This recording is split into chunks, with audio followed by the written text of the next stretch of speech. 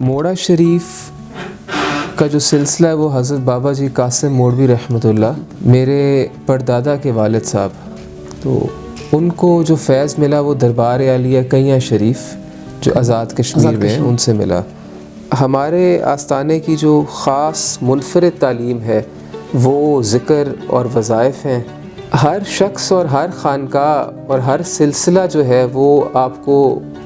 رسول اللہ صلی اللہ علیہ وسلم فناف شیخ کے مقام سے فناف رسول کے مقام پہ لے کے جاتا ہے۔ تو روحانیت آپ کو وہ سبق سکھاتی ہے کہ آپ کا دل اور دماغ سب کچھ اللہ کی طرف ہو۔ یہ زندگی جو ہے یہ آزمائش اور امتحانات اس میں ضرور آتے ہیں، لیکن جو صبر کرتا ہے پھر اس کو اس دنیا میں بھی اجر ملتا ہے، آخرت میں بھی اجر ملتا ہے۔ میں یہ سمجھتا ہوں کہ انسان اس دنیا میں جو ہے وہ ایک خاص مقصد کے لیے آیا ہے، اور وہ مقصد اللہ اور اس کے رسول صلی اللہ علیہ وسلم کی اطاعت ہے کہ تمام مسلمان ریاستیں ان سب کے سربراہان ملیں اور وہ سب مل کے جو ہے ایک حکمت عملی طے کریں کہ رسول اللہ صلی اللہ علیہ وسلم کی گستاخی کوئی مسلمان بھی برداشت نہیں کرے گا، کہ ہم اغیار کی جو ہے وہ ان کی مذمت کر رہے ہوتے ہیں لیکن انہی کی بنائی ہوئی چیزوں پہ کر رہے ہوتے ہیں۔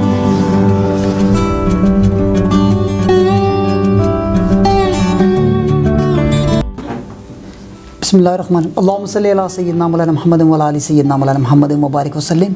میں ہوں رجب علی رجا اور آپ دیکھ رہے ہیں پروگرام اپنا مقام پیدا کر۔ اس پروگرام میں ہم آپ کی ملاقات پاکستانی نہیں دنیا بھر کی اہم شخصیات سے کراتے ہیں۔ اس پروگرام کو بنانے کا مقصد آپ تک پہنچانا وہ سفر، وہ زاویے، وہ منزلیں، وہ راستے، وہ خواب جس پر چل کر ایک انسان اپنی منزل، اپنے مقام حاصل کرتا ہے۔ آج ہماری خوش قسمتی ہمارے ساتھ جو شخصیت موجود ہے کسی تعارف کی محتاج نہیں، پیر مجتبیٰ گل بادشاہ صاحب جو سجادہ نشین ہے آستانہ عالیہ موڑا شریف کے۔ یہ ایک روحانی شخصیت ہے۔ آج ہم نے روحانیت پہ ان سے بات کرنی ہے۔ السلام علیکم سر۔ جی وعلیکم السلام سر، بڑی مہربانی آپ کو ٹائم دینے کی۔ مہربانی، آپ سب دربار شریف تشریف لائے، اللہ تعالیٰ برکتیں عطا فرمائے آپ کے پروگرام میں۔ پیر صاحب کی باتیں کسی ایک ذات یا نسل کے لیے نہیں بلکہ پوری انسانیت کے لیے مشعل راہ ہوں گی، مجھے یقین ہے۔ پیر صاحب، میں پہلا سوال یہاں سے شروع کروں گا کہ پوری دنیا میں آپ کے چاہنے والے ہیں اور ہمارے ناظرین ہیں، وہ آپ کی نسبت اور آپ کے خاندانی پس منظر کے بارے میں جاننا چاہیں گے۔ جی بسم اللہ الرحمن الرحیم۔ موڑا شریف کا جو سلسلہ ہے وہ حضرت بابا جی قاسم موڑوی رحمۃ اللہ میرے پردادا کے والد صاحب، تو ان کو جو فیض ملا وہ دربار عالیہ کئیاں شریف جو آزاد کشمیر میں ان سے ملا، اور وہ فیض ملنے کا طریقہ جو ہے وہ پوری اس کا جو پس منظر ہے وہ بھی ایک بڑا ہی منفرد ہے۔ بابا جی صاحب کا جو خاندانی تعلق ہے وہ ایران سے تھا۔ آپ ایران کے کیانی خاندان سے آپ کا تعلق تھا، اور وہاں سے آپ کے آباء و اجداد پاکستان بر صغیر اس دور میں ہجرت کر کے آئے تھے۔ ہجرت کا مقصد تجارت تھا اور علم حاصل کرنا تھا۔ تو بابا جی صاحب کے جو والد صاحب تھے وہ بہت مشہور اپنے زمانے کے تاجر تھے۔ آپ بر صغیر ہجرت کر کے آئے اور یہاں آپ نے اپنا تجارت کا کام شروع کیا، اور بابا جی صاحب جو ہیں ان کی جیسے ہی پیدائش ہوتی ہے تو آپ کے والد صاحب جو ہیں ان کی وفات ہو جاتی ہے۔ اس کے بعد آپ کو ابتدائی تعلیم جو ہے آپ کی والدہ نے بطور والدہ جو ہے آپ کو پڑھایا، اور بعد میں آپ نے بر صغیر کے اس زمانے کے جو بہت مشہور خانقاہیں تھیں اور مشہور درسگاہیں تھیں وہاں سے آپ نے علم حاصل کیا۔ علم حاصل کرنے کے بعد آپ نے باقاعدہ درس و تدریس کا معاملہ شروع کر لیا۔ پھر کچھ عرصے بعد آپ نے دیکھا کہ میں درس و تدریس تو کر رہا ہوں، لوگوں کو میں علم تو تقسیم کر رہا ہوں، لیکن کچھ اس میں سے کچھ کمی ہے، کچھ روحانیت کی، کچھ تصوف کی۔ تو آپ نے پھر روحانیت کی تلاش میں، تصوف کی تلاش میں آپ مختلف خانقاہوں میں گئے۔ جس خانقاہ میں جاتے کہیں دیکھتے کہ وہاں جو صاحب مسند ہے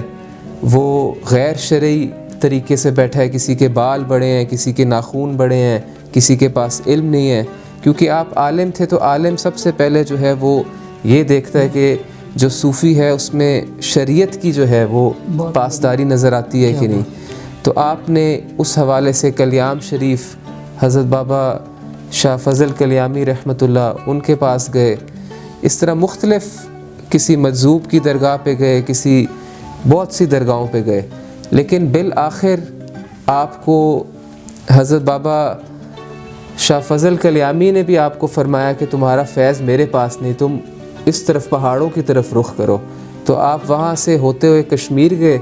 وہاں آپ نے حضرت خواجہ نظام الدین کیانوی رحمۃ اللہ جو سجادہ نشین کیاں شریف تھے، آپ کے پاس گئے،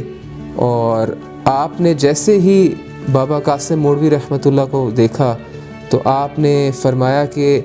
میں بہت عرصے سے تمہارا انتظار کر رہا تھا. اور آپ نے ان کو وہیں بیٹھ کے جو ہے بیعت فرمایا، اور کچھ عرصے بعد آپ نے ان کو خلافت دی. اور پھر آپ کی ہی حکم پہ، اپنے پیر و مرشد کے حکم پہ آپ نے ان کو حکم فرمایا بیعت دے کے وہ تمام اسباق، وہ تمام روحانیت کے سلوک، وہ تمام طریقت اور شریعت کے پاسداری سمجھا کے آپ نے پھر ان کو کہا کہ اب جاؤ تم اس طرف میاڑی کی طرف،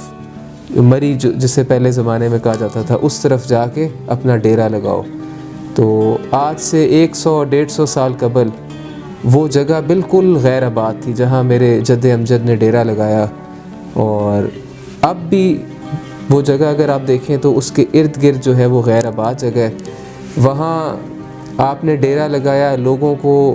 ذکر کی، رسول اللہ صلی اللہ علیہ وسلم کی محبت اور غلامی کا پیغام دیا، اور لوگ وہ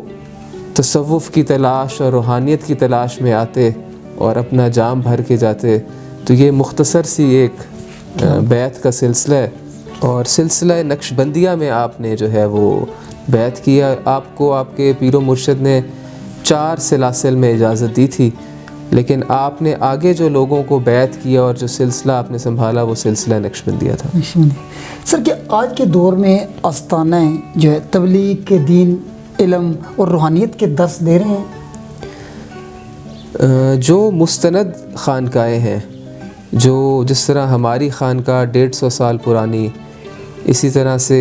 بہت سی ایسی پاکستان میں، بر صغیر میں اور دنیا میں خانقاہیں ہیں جو کوئی 1000 سال پرانی ہے، کوئی 1200 سال پرانی، کوئی 400 سال پرانی. تو جو پرانی خانقاہیں ہیں ان کا مقصد ہی یہ ہے کہ وہ لوگوں کے ظاہر اور باطن کو پاک و صاف کریں. تصوف جو ہے وہ آپ کی ظاہر پر بھی اثر کرتا ہے اور آپ کے اندرونی معاملات پہ بھی اثر کرتا ہے، آپ کو دونوں طرح سے پاک و صاف کرتا ہے. اور جس طرح ہماری خانقاہ پاکستان کے قیام سے بھی پہلے جتنے لوگ آپ کے آستانے پہ آتے تھے تو بابا جی قاسم موڑوی رحمۃ اللہ جہاں انہیں روحانیت سکھاتے تھے، وہاں انہیں پاکستان کے قیام کے لیے اور مسلمانوں کی آزادی کے لیے بھی آپ بیداری کا سبق دیتے تھے. اور آپ کے جتنے خلفاء ہیں وہ بر صغیر کے بارڈرز پہ ہیں. اگر آپ ان کا انالیسس کریں کہ آپ لاہور میں دیکھیں گے تو آپ کے خلفاء کرام لاہور میں بھی موجود ہیں، وہاں سے بارڈر کے پاس، وہاں آپ نے تبلیغ کی، لوگوں کو مسلمان کیا. آپ اس طرف چلے جائیں کشمیر کی طرف، جموں کشمیر کی طرف، بنگلہ دیش، تو پورے آپ کے بر صغیر کے بارڈرز پہ آپ کو بابا جی قاسم موڑوی رحمۃ اللہ کے خلفاء زیادہ تعداد میں نظر آتے ہیں. اور اس دور میں جب یہاں مسلمان ریاست بھی نہیں تھی تو اس دور میں آپ کے خلفاء کرام نے لوگوں کو جو ہے مسلمان بھی کیا اور ان کو قومی نظریے کے بارے میں بھی بتایا. سر، آپ کے آستانے کی تعلیمات کیا ہیں سر؟ ہمارے آستانے کی جو خاص منفرد تعلیم ہے وہ ذکر اور وظائف ہیں، اور لوگوں کو ہم خاص وظائف دیتے ہیں جو قرآن اور حدیث کے مطابق ہوتے ہیں، اور قرآن ہی کی آیات ہوتی ہیں، اور درود شریف کے مختلف وظائف ہیں. اور اس کے ساتھ ساتھ جو سلسلہ نقش بندیہ کا ذکر ہے کہ آپ نے سانس کے ساتھ مراقبہ کرنا ہے اور اللہ ہو کی ضرب لگا کے اپنے دل کو پاک و صاف کرنا ہے، کلمہ شریف کا ذکر ہے. اس طرح مختلف وظائف جو ہیں قرآن کی روشنی سے ان کو دیے جاتے ہیں. سر، روح کی گہرائیوں تک اللہ اور رسول کی محبت حاصل کرنے کا طریقہ کیا ہے؟ ہر شخص اور ہر خانقاہ اور ہر سلسلہ جو ہے وہ آپ کو رسول اللہ صلی اللہ علیہ وسلم فناف شیخ کے مقام سے فناف رسول کے مقام پہ لے کے جاتا ہے. اور وہ مختلف طریقے ہوتے ہیں. جس طرح حضرت بابا معین الدین چشتی اجمیری رحمۃ اللہ نے، آپ نے اس دور میں ان لوگوں کی نبض کو دیکھتے ہوئے آپ نے ایک ایسا طریقہ اپنایا کہ لوگ جو ہندو ہیں وہ آپ کی مجلس میں آئیں، اور آپ کی مجلس میں جب آتے تھے اور آ کے دیکھتے تھے تو ان کے دل کی حال اور کیفیت بدل جاتی تھی. تو آپ نے اپنے کردار سے، اپنے اخلاق سے، اپنے تعلیمات سے وہاں کے لوگوں کو مسلمان کیا. اسی طرح سے پاکستان میں جو مشائخ ہیں انہوں نے اپنے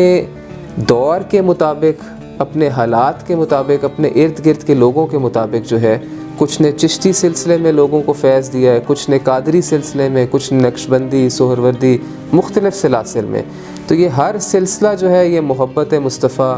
اور غلامی مصطفیٰ صلی اللہ علیہ وسلم کا پیغام دیتا ہے، اور اپنے طریقے سے لوگوں کے دل کو اور لوگوں کے ظاہر اور باطن کو پاک و صاف کرتا ہے، اور ان کو فنا فی رسول اور فنا فی اللہ کے مقام پہ لے کے جاتا ہے. سر تصوف کیا چیز ہے؟ تصوف انسان کے اخلاق، کردار، ظاہر، باطن کو پاک اور صاف کرنا. اور بزرگ جو ہیں انہوں نے تصوف کے حروف کے اعتبار سے اولیاء نے جو ہے مختلف ان کی ڈیفینیشنز دی. جس طرح سے پہلا حروف جو ہے، تصوف کا پہلا حرف جو ہے تے، اس سے آپ نے فرمایا کہ توبہ، کہ انسان جب تصوف کے قریب آتا ہے، روحانیت کے قریب آتا ہے، تو سب سے پہلا عمل جو ہے اس کا دل، اس کا ظاہر اور باطن توبہ کرے، سچی توبہ کرے، عملاً قولاً فعلاً توبہ کرے. پھر سوات سے توبہ کے بعد جب رب کریم سے توبہ مانگ لی تو پھر صفائی کا پروسیس شروع ہوتا ہے. یعنی اپنے دل کو، اپنے دماغ کو روشن کریں، صاف کریں. اس کے بعد پھر آپ کا، جب آپ نے اللہ سے معافی بھی مانگ لی، تمام گناہوں خطاؤں کی سچی توبہ کر لی، اور اپنے دل کو پاک اور صاف کر لیا ذکر خدا سے، ذکر مصطفیٰ سے، اس کے بعد پھر آپ کو ولایت کا منصب، اور پھر فے سے فرمایا کہ فنا فی رسول اور فنا فی اللہ کا مقام آتا ہے، کہ جب انسان ہر وہ عمل اللہ کی رضا کی خاطر کرتا ہے. اور وہ جو صوفی ہوتا ہے پھر اس کا اگر کسی سے ناراض ہونا بھی ہے تو وہ ناراض بھی اللہ کی وجہ سے ہوتا ہے، کسی سے راضی بھی ہوتا ہے تو اللہ کی وجہ سے. ناراض اس طرح سے اگر کوئی شخص اللہ پاک کی نافرمانی کرے، شریعت کی نافرمانی کرے تو اسے سمجھانا، اسے ڈانٹنا، اسے غصہ کرنا. اور اگر کوئی شخص اللہ کی راہ میں اپنا تن من، اپنا مال اور دولت سب کچھ خرچ کر رہا ہے، اطیع اللہ و اطیع رسول میں زندگی بسر کر رہا ہے، تو پھر اس شخص سے راضی ہو کے اس کو اپنے محفل میں بٹھانا. تو یہ صوفیاء کا ایک خاص کردار ہے پاکستان میں بھی اور پوری دنیا میں لوگوں کو مسلمان کرنے کا. کیا بات ہے سر، تصوف کی بہت زبردست اچھی تشریح آپ نے کی. سر روحانیت کیا ہے؟ روحانیت بھی ایک خاص وہ سیڑھی ہے جو آپ کو اللہ اور اس کے رسول صلی اللہ علیہ وسلم کے احکامات کے قریب لے جاتی ہے. اور میں اس کو مثال آپ کو اس طرح سے دوں گا کہ ایک انسان بظاہر نماز پڑھتا ہے، نماز کے لیے آپ کے لباس کا پاک و صاف ہونا، آپ کی جگہ کا پاک و صاف ہونا، قبلہ رخ ہونا، وضو کرنا، بہت سی شرائط ہیں اور بہت سے فرائض بھی ہیں. لیکن انسان وہ تمام شرائط اور فرائض کو نبھاتا ہے اور نماز پڑھتا ہے، لیکن پھر بھی اس کا دل جو ہے نماز پڑھتے وقت وہ اللہ کی طرف نہیں ہوتا. وہ کچھ نہ کچھ دنیاوی سوچ رہا ہوتا ہے کہ ابھی میں نے جو ہے گھر جا کے یہ کام کرنا ہے، یا ابھی مجھے فون پہ کال آنی ہے، یا میں نے فلانے دوست کے پاس جانا ہے. اس کا دماغ جو ہے وہ اللہ کی طرف نہیں ہوتا، اس کا دل اللہ کی طرف نہیں ہوتا، اس کا جسم اللہ کی طرف ہوتا ہے. تو روحانیت آپ کو وہ سبق سکھاتی ہے کہ آپ کا دل اور دماغ سب کچھ اللہ کی طرف ہو، آپ بظاہر بھی پاک ہوں اور اندر سے بھی آپ پاک ہوں. یہ روحانیت ہے. اور پھر آپ اپنا جسم اور اپنے روح کے ذریعے اللہ کی عبادت کریں خلوص کے ساتھ. کیا بات ہے. ہم روحانیت کو عملی زندگی میں کیسے لا سکتے ہیں اور اس سے فائدہ کیسے اٹھا سکتے ہیں؟ صوفیاء نے روحانیت کو اور اپنے کردار سے جو ہے عملی طور پہ لوگوں کو سکھایا. جس طرح سے ہم نے بہت سے بزرگ دیکھے جن کی بڑی بڑی زمینیں تھیں، مال اور دولت تھی، وہ اپنی فصل لگاتے تھے اور اس کے بعد جب ان کی فصل بالکل جب اناج دینے پہ آ جاتی تھی تو آپ وہ تمام فصل تقسیم کر دیتے تھے غرباء و مساکین میں. اسی طرح سے جن صوفیاء نے تجارت کی انہوں نے خود تجارت کرتے ہوئے اپنے مال کو بتایا کہ بیٹا اس میں یہ کمی ہے، اس مال کا یہ فائدہ ہے، اور ایک خاص اسلام کی تعلیمات کے مطابق انہوں نے نفع اور نقصان دیکھتے ہوئے تجارت کی. اسی طرح سے جنہوں نے حکمت کی انہوں نے بھی فی سبیل اللہ کی راہ میں حکمت کی لوگوں کو. جنہوں نے کوئی خاص منصب پہ بیٹھے، جو جس طرح سے جو ہمارے صوفیاء ہیں، بہت سے شریعہ کورٹ کے جج بھی رہے ہیں، انہوں نے بھی پھر تصوف اور روحانیت کو وہاں دیکھتے ہوئے وہ فیصلے کیے کہ آج آپ تاریخ میں دیکھ لیں کہ اس قسم کے فیصلے آپ کو نظر نہیں آتے. اور بہت سے ایسے لوگ ہیں جس طرح علامہ اقبال رحمۃ اللہ، وہ جب روحانیت کے قریب گئے اس سے پہلے تو وہ خود ہی کے کانسیپٹ کو زیادہ پروموٹ کرتے تھے، لیکن جب انہوں نے مثنوی شریف پڑھی اور مولانا روم رحمۃ اللہ کے آپ جو ہیں بظاہر تو آپ نے نہیں دیکھا تھا لیکن آپ کہتے تھے کہ روحانی طور پہ میرے پیر و مرشد ہیں وہ، تو اس کے بعد آپ کا کانسیپٹ سارا چینج ہوا. آپ روحانیت کے قریب آئے، آپ نے اولیاء اللہ کے قریب آئے، اور اس کے بعد پھر آپ نے جو کلام لکھا آپ اس میں دیکھ سکتے ہیں کہ کتنی محبت، روحانیت اور علم شامل ہے. سر روحانیت کے میدان میں ہر بندہ آ سکتا ہے، یہ کوئی خاص بندوں پر عنایت ہوتی ہے؟ روحانیت میرا یہ خیال ہے کہ جس طرح سے ہم علم سیکھنے علماء کی مجلس میں بیٹھتے ہیں، ٹیچرز کی صحبت میں بیٹھتے ہیں، ان سے سیکھتے ہیں،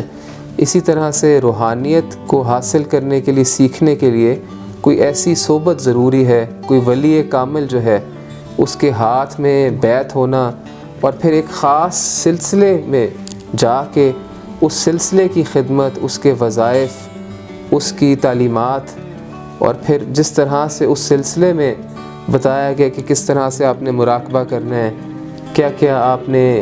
جو ہے وظائف پڑھنے ہیں، تو پھر آپ روحانیت کے قریب ہوتے جاتے ہیں. سر روزمرہ زندگی میں بہت زیادہ پریشانیاں ہیں لوگوں سے، اس کو چھٹکارا حاصل کرنے کے لیے کہ کوئی روحانی علاج ہے یا کوئی ایسی مشق ہے کہ بندہ لگاتار کرے اور پریشانیاں جو ہیں ختم ہوں؟ دیکھیں ہر چیز میں جو ہے اللہ پاک کی حکمت ہے،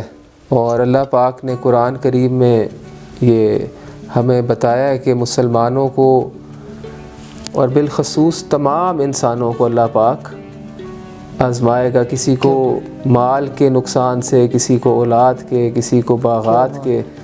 تو یہ زندگی جو ہے یہ آزمائش اور امتحانات اس میں ضرور آتے ہیں، لیکن جو صبر کرتا ہے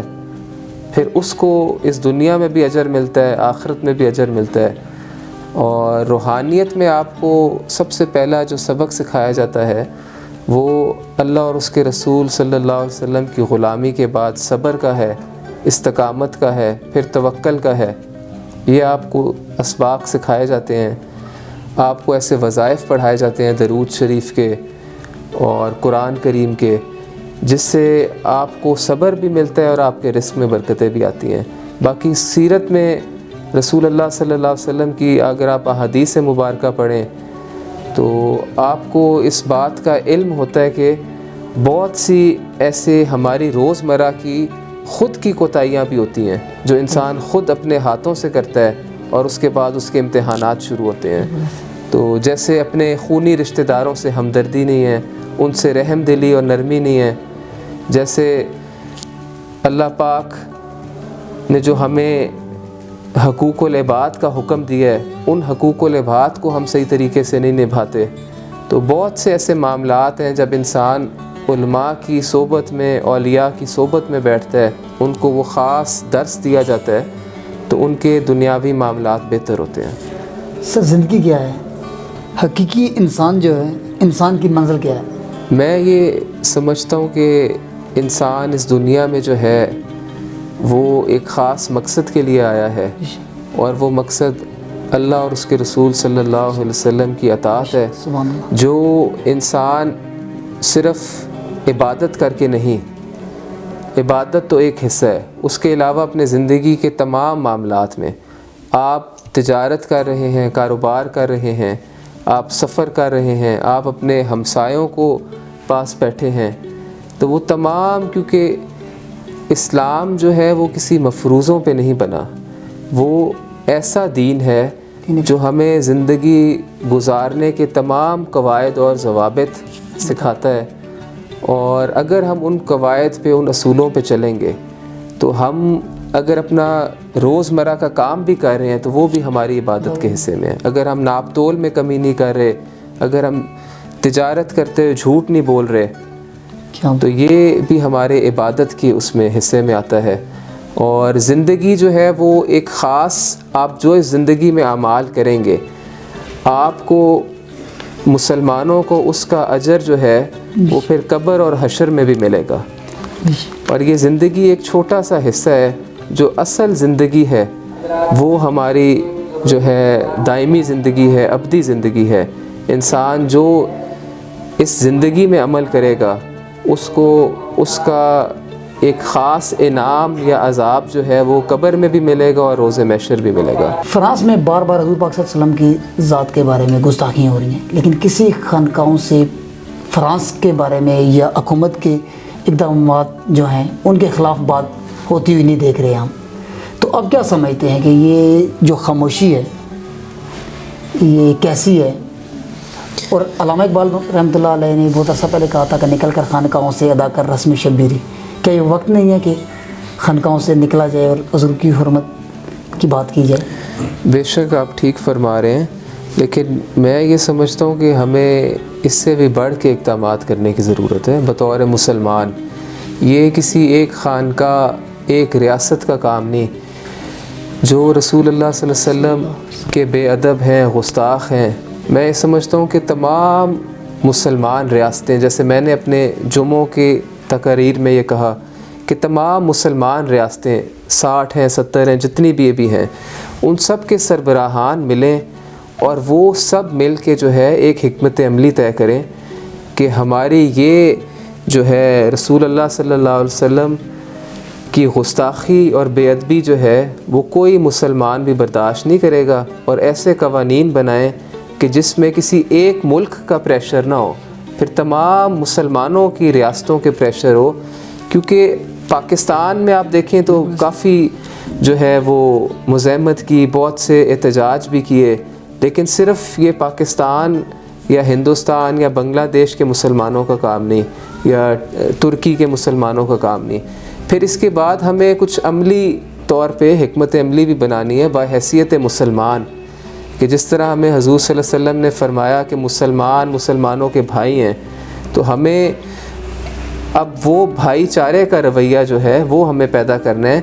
کہ جو ایسے اغیار کے لوگ ہیں، چاہے وہ یہودی ہیں، عیسائی ہیں،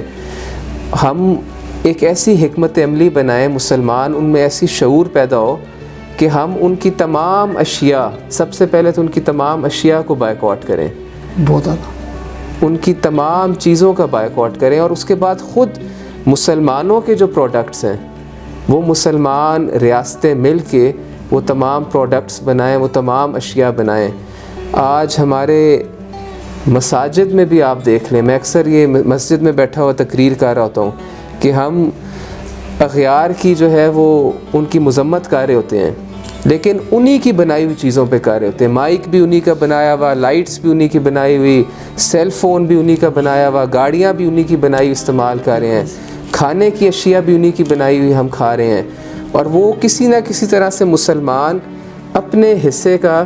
وہ تمام منافع جو ہے وہ یہودیوں کو، عیسائیوں کو دے رہے ہیں، اور وہ اسی منافع سے مسلمانوں کو مار رہے ہیں۔ تو سب سے پہلے تو ہمیں یہ حکمت عملی بنانی ہے کہ ہم اپنی انڈسٹریز بنائیں، اپنی فیکٹریز بنائیں، اپنی ریسرچ کریں مسلمان،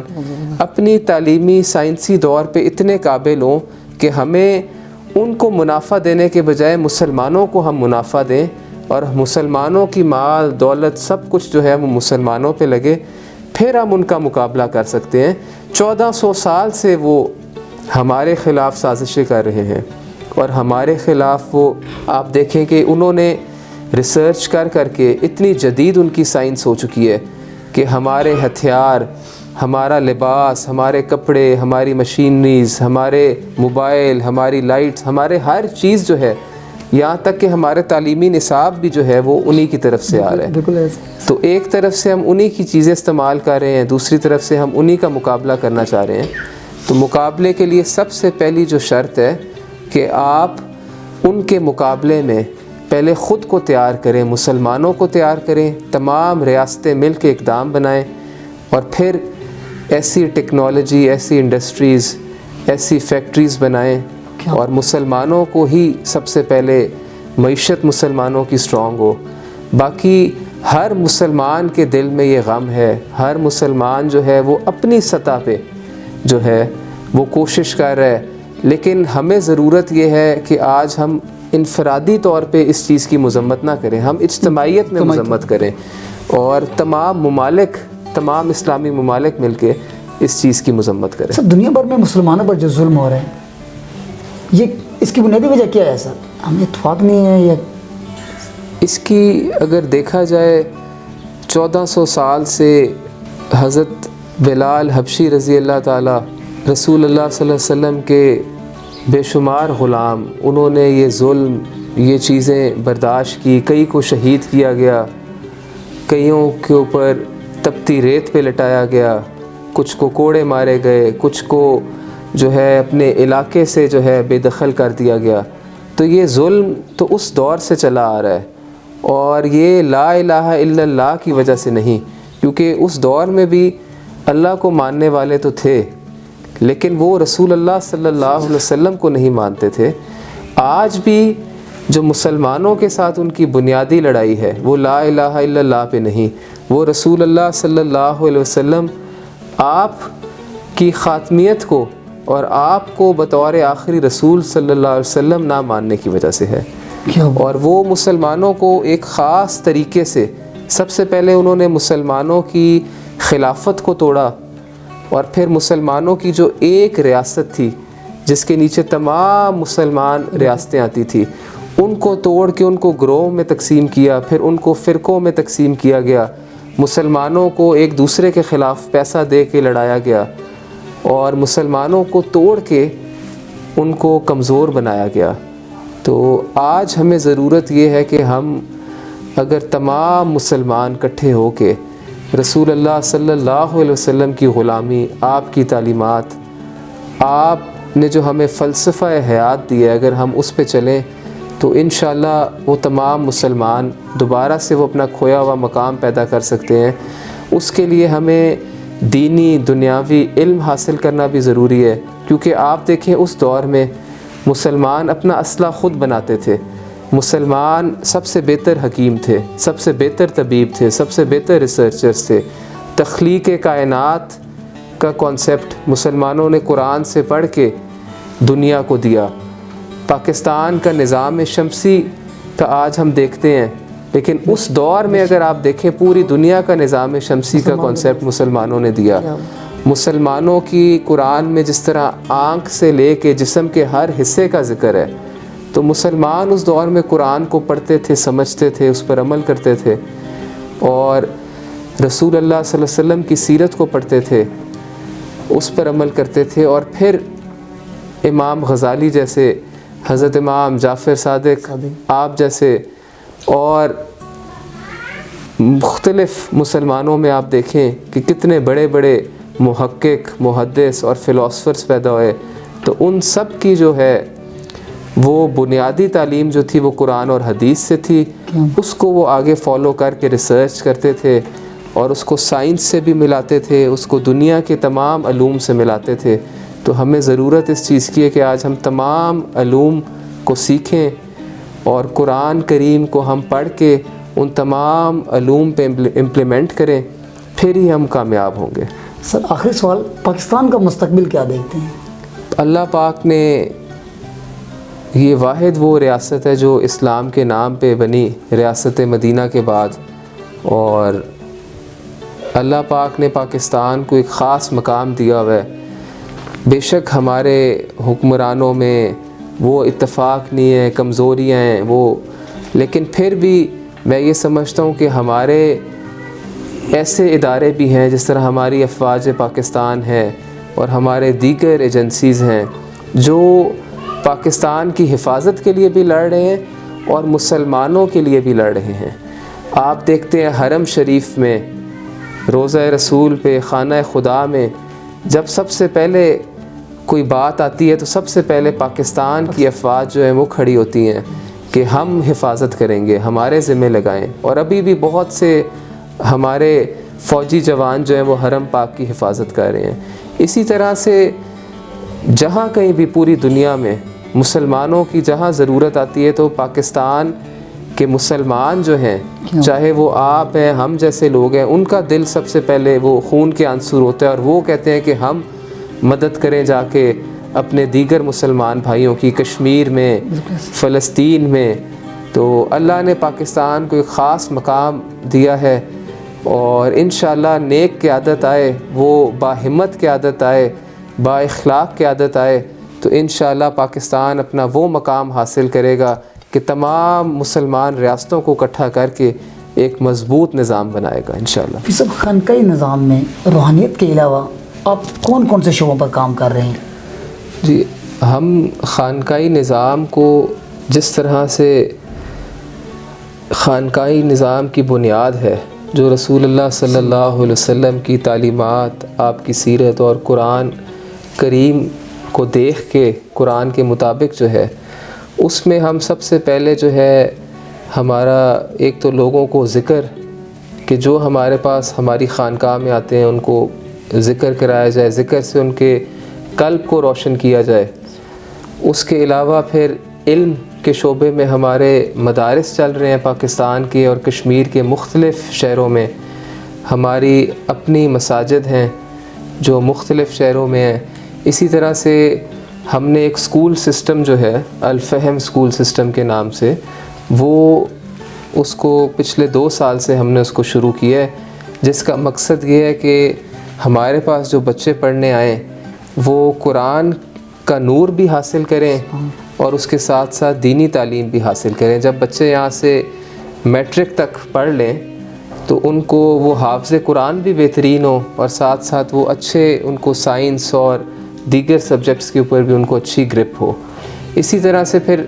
جو ہمارے اسکول سے فارغ ہو کے ہمارے پاس ایک کالج کا بھی ہے، پورا ایک شعبہ ہے جس میں ہمارے پاس 800 بچے اور بچیاں پڑھ رہی ہیں. اس میں ہم نے ہنر جو ہے خاص طور پہ بچیوں کو سٹچنگ کا، کوکنگ کا، اور بچوں کو جو ہے وہ جس طرح سے ریسکیو 112 122 کو چاہیے ہوتا ہے فرسٹ ایڈ کے لیے، تو ہم ان کو وہ والے جو ہیں پروجیکٹس بھی، اس کے ساتھ ساتھ mobile repairing, hard where repairing, cameras کے ریلیٹڈ، اور بچوں کو اس قسم کے ہم شارٹ کورسز بھی کرا رہے ہیں. اور فرسٹ ایئر سے لے کے بیچلرز تک کی ان کی تعلیم کے بھی مختلف شعبے ہیں جس میں BBA بھی ہے، BCS آنرز بھی ہے اور مختلف اس قسم کے شعبے ہیں. پھر ہمارے خانقاہ سے منسلک ہم اجتماعی شادیاں کرتے ہیں بچیوں کی، اور وہ ہمارے تعلق والے جو ہمارے خانقاہ سے جڑے ہوئے ہیں عقیدت مند، وہ اس تمام اہتمام کرتے ہیں.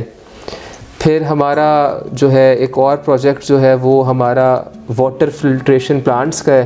کہ ہم جہاں جہاں اپنی مساجد بناتے ہیں، مدارس بناتے ہیں، اور جہاں ہمارے عقیدت مند بھی ہیں، ان جگہوں پہ اگر پانی کا کوئی مسئلہ ہو تو ہم وہاں فلٹریشن کرا کے، واٹر بور کرا کے وہاں ہم باقاعدہ صاف پینے کا پانی جو ہے وہ ان لوگوں کے لیے، پورے علاقے والوں کے لیے، گاؤں والوں کے لیے اس کا اہتمام کرتے ہیں. پھر ہمارا رمضان میں جس طرح دربار شریف پہ میں اور میرے بھائی صاحب ہم لوگ اہتمام کرتے ہیں، راولپنڈی ضلع کے جتنے ہمارے پاس لکھے ہوئے ہیں غریب، غربا، مساکین، یتیم، ان کو ہم راشن پہنچاتے ہیں. اسی طرح سے جو ہماری حافظ آباد کی ٹیم ہے، جو وہاں کے خلفائے کرام ہیں، جو لاہور کے خلفائے کرام ہیں، جو کشمیر کے ہیں، مختلف شہروں کے ہیں، وہ وہاں راشن تقسیم کرتے ہیں. پھر یہ ہمارا اسی طرح سے عید کی جب خوشیوں کا ذریعہ آتا ہے تو ہم اس میں بڑی عید میں گوشت تقسیم کرتے ہیں، اس طرح مختلف شہروں میں، ساتھ آزاد کشمیر میں. تو یہ ہمارے علم کے پروجیکٹس الگ ہیں، ہمارے پانی کے الگ ہیں، ہمارے راشن تقسیم کے الگ ہیں، اسی طرح ہمارے میڈیکل کے ہیں. ہم مختلف جگہوں پہ میڈیکل کیمپس لگاتے ہیں اور مختلف لوگوں کا علاج بھی کراتے ہیں، اور اجتماعی شادیوں کا ہے. اور اس کے علاوہ پاکستان میں یا کشمیر میں کوئی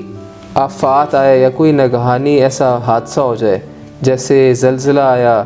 سیلاب آیا پاکستان میں، یا ابھی کرونا کے دنوں میں، تو ہم کوشش کرتے ہیں اپنے تمام جو بیرون ممالک کے عقیدت مند ہیں اور جو پاکستان کے، ان کو اکٹھا کر کے،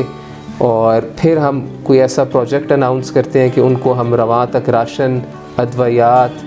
اور ان کی مدد کے لیے جو بھی مناسب ہو سکے وہ پوری کوشش کرتے ہیں. بہت زبردست، بہت شکریہ جی.